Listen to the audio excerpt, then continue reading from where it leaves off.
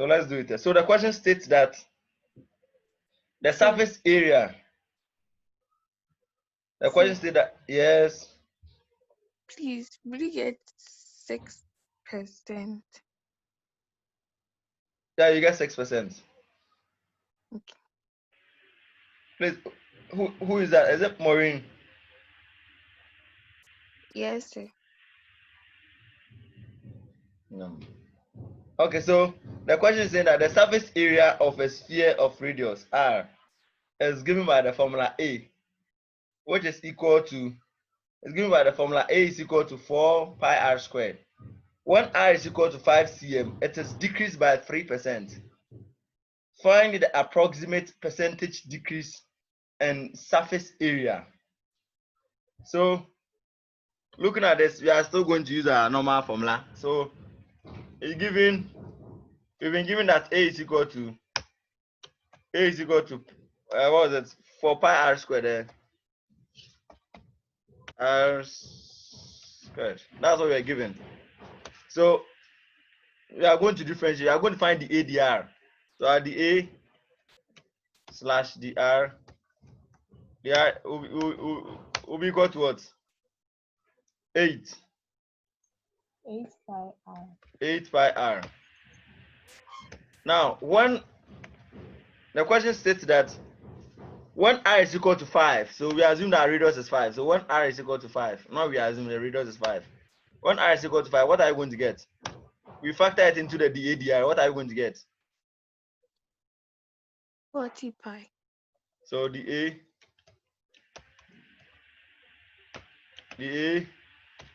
R will be equal to 40 pi, yeah, 40 pi. So that's what we're going to get.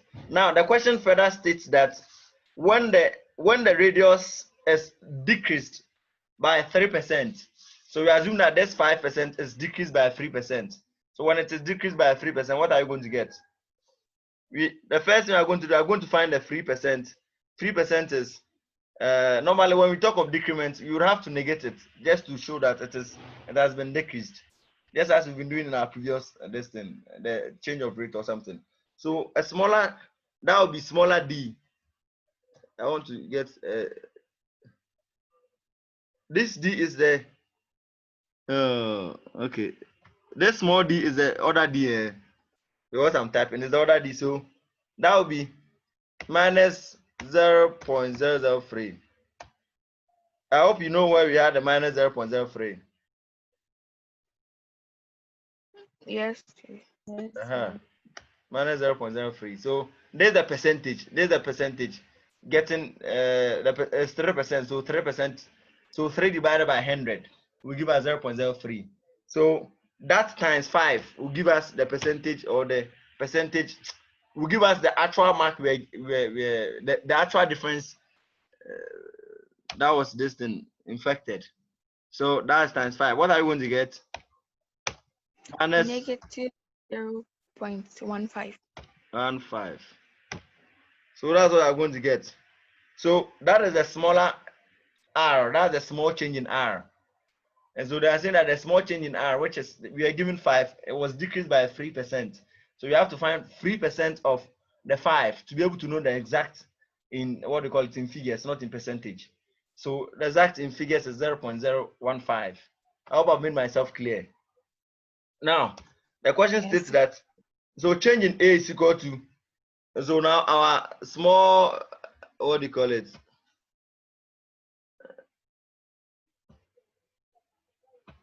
So we are going to get our smaller, this a will be equal to what? The a all over the r, the all over the r times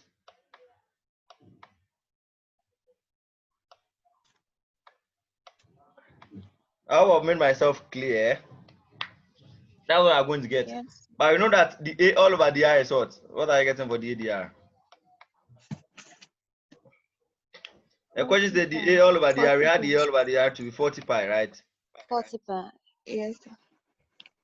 Maureen, stop holding the distance. Stop holding the Keza. It's there. The basta people there, you can do anything. So 40 pi by a small change in this thing is we are giving it to be negative 0.1. 15.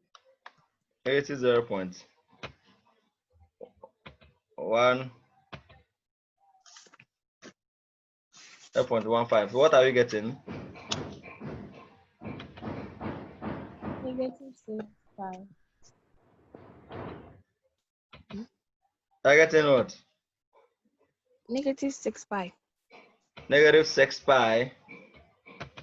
So negative 6 pi.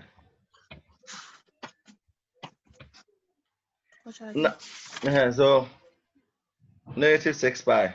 Now, the question also states that find the approximate percentage decrease. So now we have to find the approximate percentage decrease.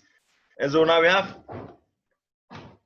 the smaller change in A to be negative 6. Now we have to find for this one, this A.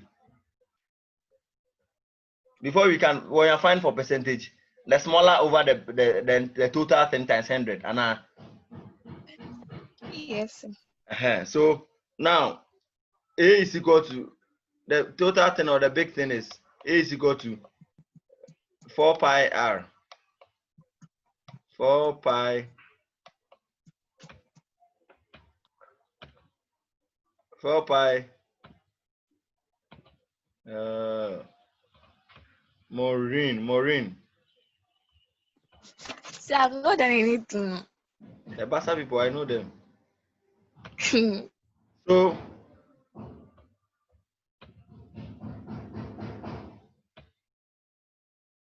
So R squared.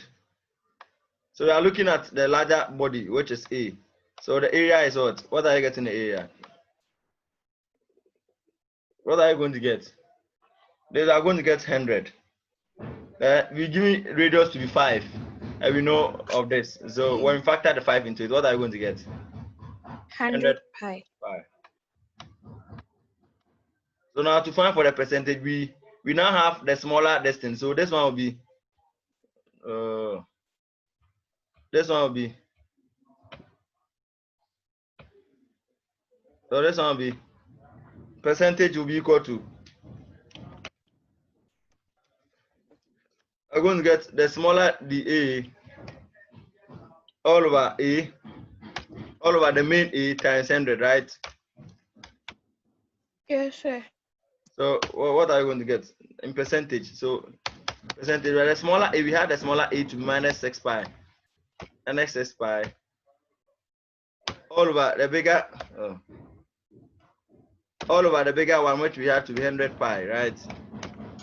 Yes, sir. All of them by 100. What are you getting in terms of percentage? So the percentage decrease in A. So percentage decrease in A is what we are finding. So percentage decrease in A is equal to 6%. 6%.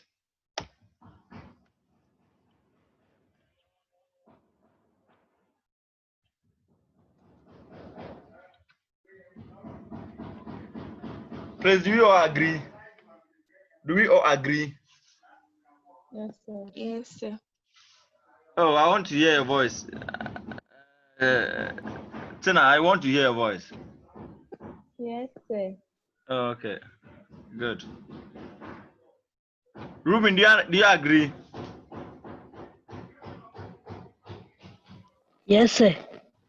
Good boy. So please, those writing right, and let's continue. Now we are going to do finding the minimum and maximum, and still turning point and the rest. We are going to do it.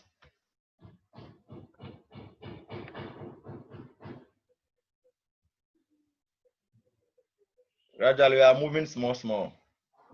Bosome naso, intimon surprises say what I say.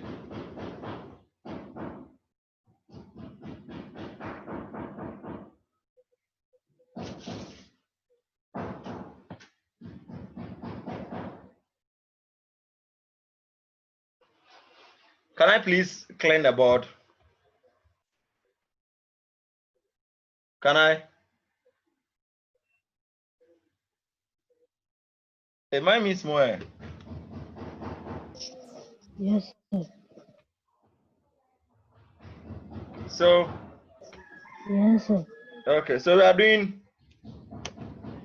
maxima and minima. And at this, we are first going to consider stationary points. Stationary points. Now, when we say stationary points, now a point on a curve, y is equal to a point on a curve, y is equal to f of x. F of x is said to be a stationary point if at that point the y dx is equal to 0. So a point on a curve y is equal to f of x is said to be a stationary point if at that point the y dx is equal to 0. So it's said to be this thing if at that point the y dx is equal to 0. Now it is therefore follows that if the gradient of the curve is 0 when x is equal to, and then the point is okay. So yeah, don't worry. So it therefore follows that if the gradient of the curve is 0 when x is equal to a, then the point a and f of x is a stationary point. I'm going to explain, don't worry. So to determine the stationary point, this is where I want to get to, of a curve, you first put the y dx is equal to 0. Now this is a function, y is equal to f of x. That means a function of x. And so now if you want to get a stationary point, you are going to differentiate, what do you call it, the y with respect to x and equate it to 0. Are we getting it? Now when you equate it to 0, you are going to get x values. Now when you get to the x value, then you fix the x value into the main y is equal to f of x and come and find its corresponding y. Now when you find their corresponding y, then those points, the x and the y values, now becomes your stationary points. Have I made myself clear? Sir, please, can you repeat yourself again? So it's like you're saying a lot of things. Okay. So let me break it down. My name is Teacher Kujo, aka Kwejo Opukwa Beye. So if you are finding for the stationary points, what you are going to do is when you are given a function f of x, in other words y. So for instance, y is equal to x squared plus 3 blah blah blah blah. Then according to what I read, to find for what you call a stationary point, you would have to differentiate it and equate it to 0. So to get the stationary point, the y dx should be equal to 0. Have I made myself clear? Now when you equate it to be equal to 0, then now that means you come and find for its corresponding x values. Now when you get the x values, then you come and fix the x values into the equation you are given. Y is equal to x squared plus s, and then you come and find its corresponding y values. So the x value and its corresponding y value now becomes your stationary point. This we've done it when we were doing this thing, a similar thing, but I didn't know it was the stationary point. Let's do some examples. You get it well. So find the stationary points of the following function. Y is equal to 3x squared minus 12x plus 15. So when we are given something like this, the question states that finding the stationary point, you would have to differentiate y with respect to x and equate it to 0. So the y dx is equal to, so when we are differentiating, what are we getting? This are going to get 6x, right? Yes, sir. Minus 12. That's what we are going to get. Then we equate it to 0. So now we are going to get 6x minus 12 is equal to 0. You start with me. Yes, sir. So now our x will be equal to what? What are you getting? 2. What? 2, right? 2. Good girls and boys. So 2. Then now we want to get its corresponding y value. That will constitute our stationary point. So the corresponding y value, we are going to factor, now we have x. So we come and fix x here because we have y here. and that will come and give us its corresponding y. So now y will be equal to 3 into brackets 2 raised to the power squared minus 12 into bracket 2 plus 1 5. Please, what are you getting for y? 3. 3. So now the stationary point. So the stationary point, in other words, you can call it turning point. Stationary point. In other words, turning points. Our stationary point will now become, tell me, a 2 3. Yes, sir. So the 2 3 is our stationary point. I hope I've made myself clear. Yes, sir. Yes, sir. You have to buy me malt. You have to buy me malt. You have to buy me malt. Now, do this one for me. Find the stationary point of the following function. Y is equal to s cube. Y is equal to s cube.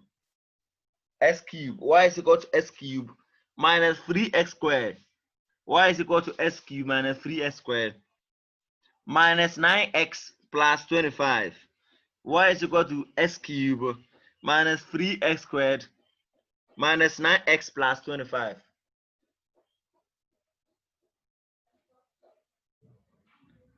Mazayahana. Hey. Mezayahana. Mezayana. Mavenge Fendunard. Hey. Have you heard this name before? Mezayana Mavenge Fendunard. That is no. Hey, fancies to you can do something so. The female name of Messiah, Messiahna.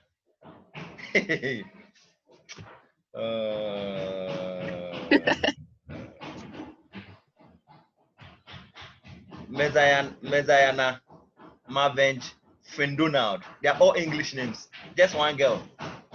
A better northern Italian here. Ah, these big names, they are there. And that Adam, Tina, simple. Faustina, simple. Morina Pia, simple. Yeah, Messiah, please. What do you get? What do you get? What do you get? What are the stationary points? This one, you get stationary points.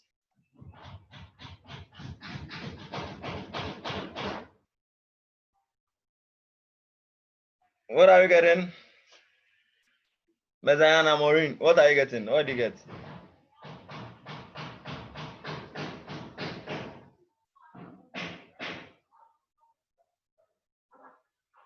Messiah Maureen, what do you get? Ruben, what did you get? For the x, I had -1, and then -1 for 1 point. And the other point, I had 9 out of 3 for the other point. Now we pay for the y. Okay, fine. Messiah, what did you get? Messiah Maureen, what did you get? Fosti, what did you get?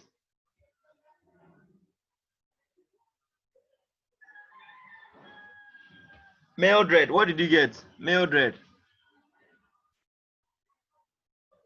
what did you get?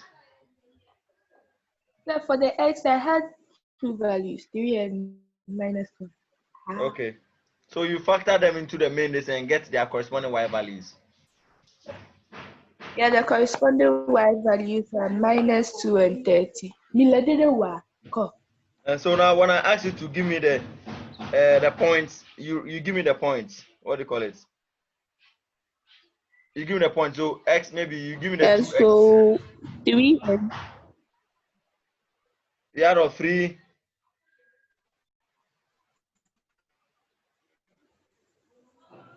3 and -2. 2 and minus 130, right?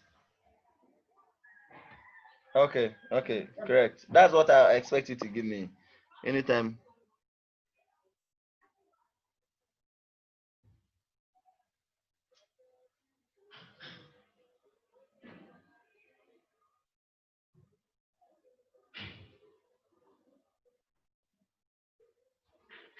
Who else? Who else? Okay, do this last one for me. Find the stationary point of y is equal to x cube minus 3x minus 9x plus 25.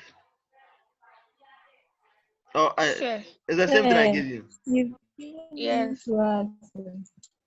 Yeah. Okay, let's continue. This one criteria very simple. Let's continue. So now we are going to do the Messiah Maureen. Live at a better place. Live at a better place. Your network you always go off and come. There's no network. I was doing something. That's why. Sawara, I was there. you don't want to accept that you are living in a village. No. But some people they don't live at a better place.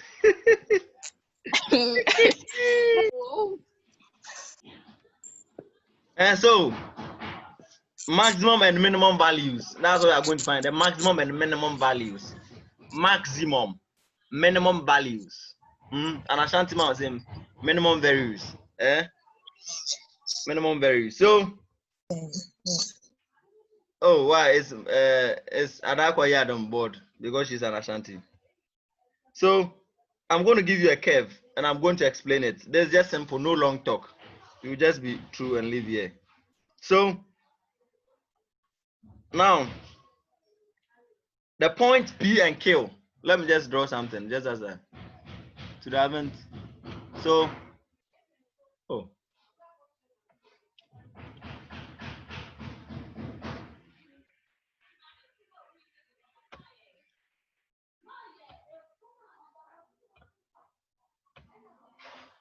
so we have this.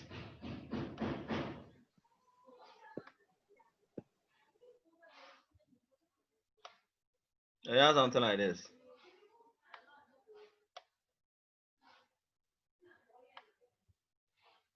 Now,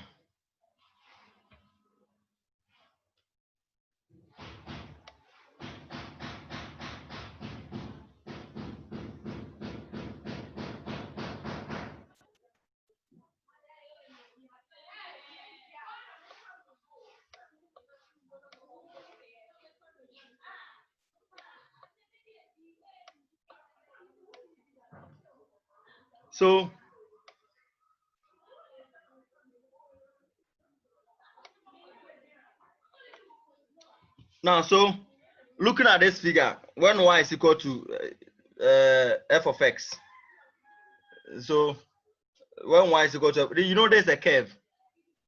There's a curve. So we are talking about a curve here. And so when y is equal to f of x, the points P and Q are two turning points as shown in the figure. So you realize that this and this, they are all turning points. When it gets to here, they are going to turn. And when it gets to here, they are going to turn, right? So there are two turning points as shown in the figure. Now the sign of the gradient of the curve changes from positive to negative. So you realize that when we are moving from here to here, it changes from positive to negative. Now when we are moving from here to, it changes from negative to positive. So the sign of the gradient of the curve changes from positive to negative as s increases. So when s increases, it changes from positive to negative. As s increases, it changes from positive to negative. Now through the point P, so that the P is said to be maximum. And so when the sign changes from positive to negative, here is said to be maximum. You can just bear with me looking at the diagram. Here it will be, it's said to be maximum. Now the sign of the gradient of the curve changes from negative to positive as s increase through the point Q. So now it changes from negative to positive when x increases through the point Q. So now it is trying to, it has decreased and it is now trying to increase. And the point Q now, so that Q is said to be minimum. So this point is said to be minimum, this point is said to be maximum. So now we are going to find their corresponding values.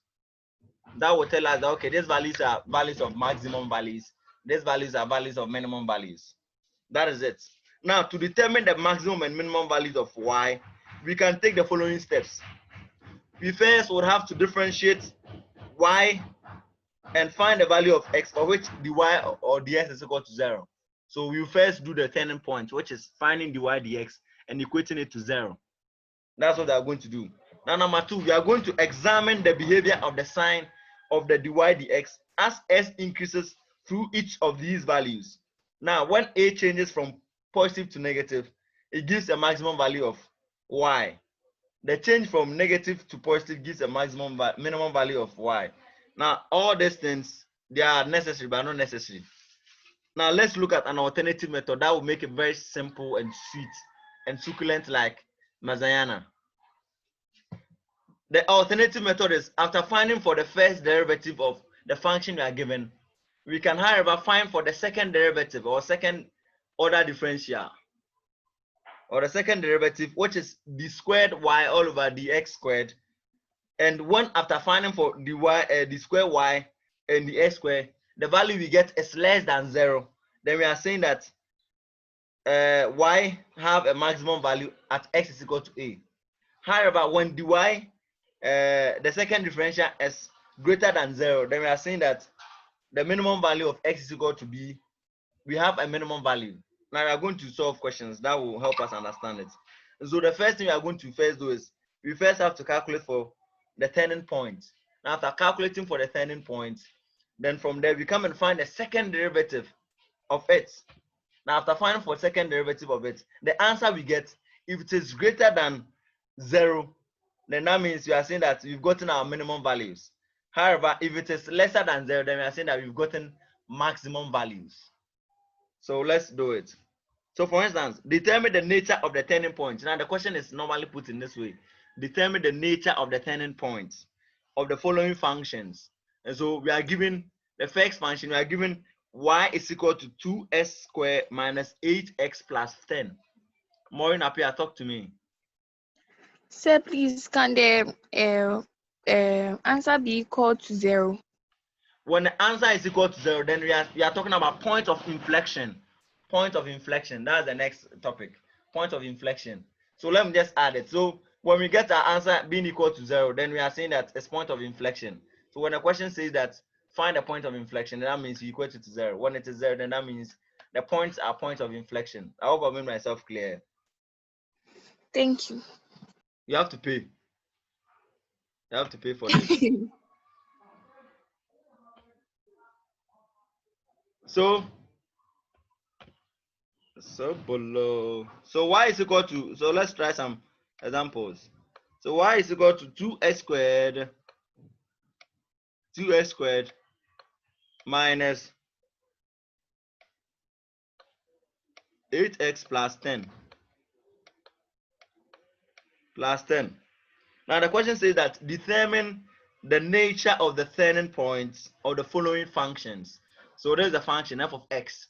So the first thing we are going to do is we have to first find for the turning point. In other words, the stationary points. And so in finding for this, we are going to differentiate dy with respect to x. And so let me just use this one. So dy dx, what are we going to get? Dy dx is what? 4x 4x minus 8. minus 8. Then we equate it to 0. So 4x minus 8 is equal to 0. What are we getting for x? We are finding for our stationary point to say x is all 2, right? Then when we finish, you come and factor it into the y distance. So what are you getting? So 2 into brackets, 2 raised to the power squared. So this will be 8 minus, this one will be 8 minus 16 plus 10. What are you getting? What are you getting y to be? Y2 is 2, eh? Yes. So again, -6. Is it -6 or this thing? Please check it. It's 2. Say -2. Is it -2? Oh? So 2 That's into bracket 2 squared is 2. Yes. It's 2. So our turning points will now become our turning points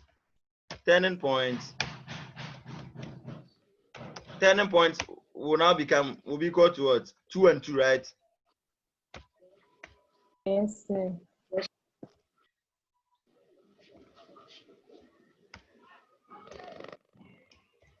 2 and 2. So now we have our turning points. Now, to find for the maximum and the minimum values, or to be able to tell that this turning points constitute maximum points or minimum points, the first thing you have to do is we have to find for the second differential or the second derivative of this one. After the first differentiation, we had 4x minus 8. So the second differential, what are we going to get? This one will be the square y all over dx squared. Yes, squared. What are you getting? So differentiating again, what are you going to get? 4. Oh, I'm wrong. It's I'm going to get correct. 4.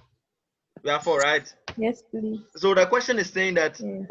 to be able to get a maximum value or a minimum value, the second differential, when it is less than 0, then that means we are saying that the turning point we had there are maximum values. However, when it is greater, then that means the turning point become our minimum values. Are you getting it? Yes, sir. In other words, before something can be more than 0, then that means it should be positive. That means it should move from negative to positive. So you realize that here it has moved from negative to positive. This we have positive, and now we are also getting yes from positive to negative. So you can bear with me that which values are we getting? So now the values will now become what? So it implies that the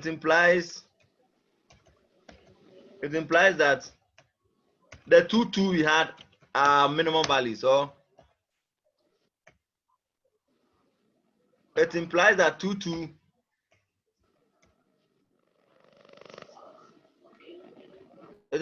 two are minimum values, or it's a minimum value, minimum point. Or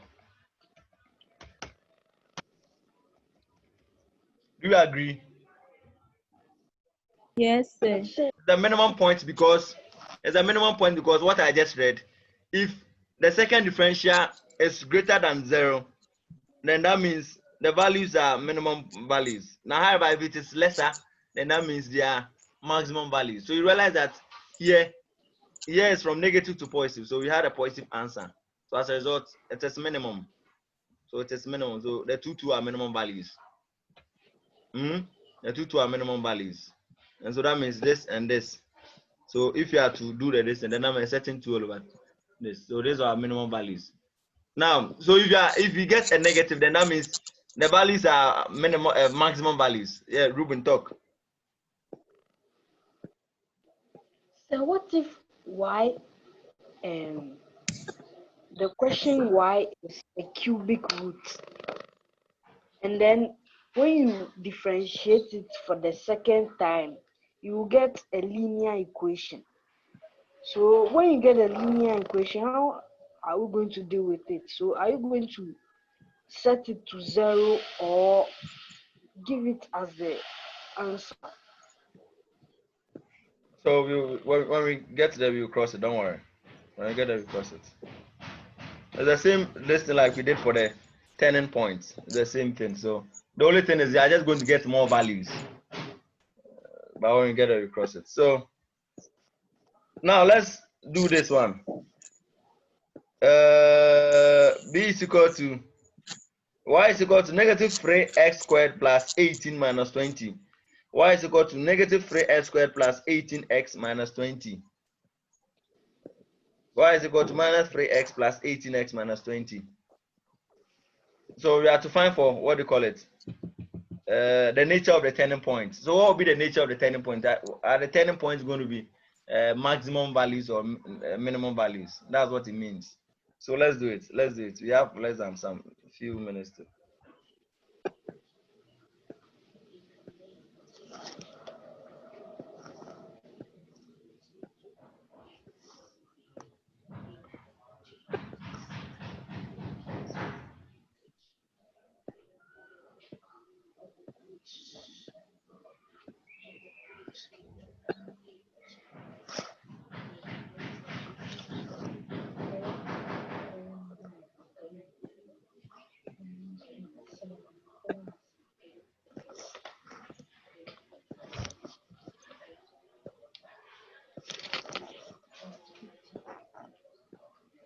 Yeah, cool, that's all.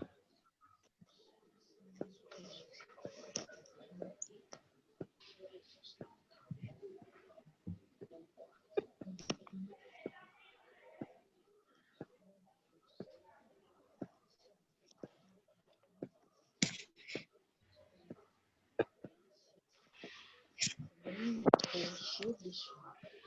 I get -6. Say, Yeah. and so the points are maximum points. Okay. So you had it to be a negative, and so they are maximum. Ruben, talk to me. Yes, please. Please, I had the turning points to be 3, 7, and Oh, the points the points are maximum values. okay. So that is it. So when you are given a cube, it's the same principle you are going to use. But the only thing is, when you do a cube, after the first differential, you are going to get squared. So you are going to get 2x. And you expand the 2x to come and get 2 corresponding y. And that will make it plenty. When you finish, you come and find a second differential, you get a linear equation, and equate it to 0. So come and find for x. Then it will basically be the same thing. The only thing is